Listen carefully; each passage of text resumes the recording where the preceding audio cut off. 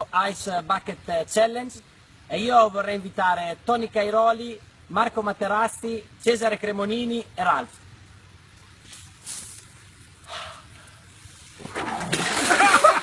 Mantan saya dulu bervariasi ragamnya kan, ada yang kaya, ada yang miskin, ada yang cantik gitu kan, ada juga yang bentuk bingkaruang gitu, ada yang bentuk cilapuk kayak aduh lo nih ndak bentuk orang kayak gitu. Pokoknya jumlahnya itu ganok lah, ndak lo tak kasih dia lah doha orang santiang malah dah pacaran nan coba lah berpikir logika itu orang nepon lah malam tu bibit deh bebusar aku nih dah tapi jalan beko kena lah bitik keluar lo lihat rancak lah disimpan bitik itu yang karanggai. Saya sebelum balap itu makan gorengan dulu seperti bakwan, tahu isi, godok pisang, pisang kape, salah lawak, onde mande. Nggak cari-cari saja dan lama warna aku ha. Lasuh balap-balap tu dari tikungan tu sebenarnya zero mana masalah deh doh. Sambal ada tanah, onde itu sebenarnya lama sambal tu mah. Apalagi pakai badak kan campur je jari yang onde. Lain tu pade-pade itu mah. Ada teragak jadi ya.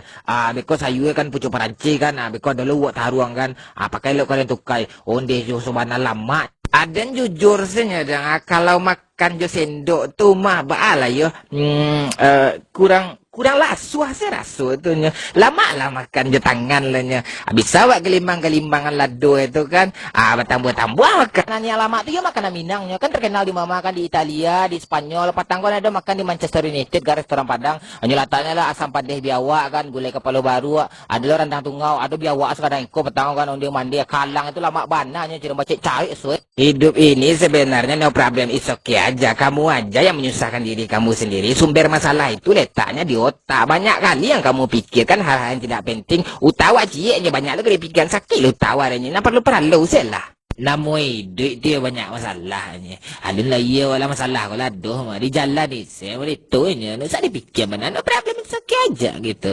Kau ada dimakan kau nak aduh apa juga dimakan kan utang lo kan itu. Santai sih dek kok.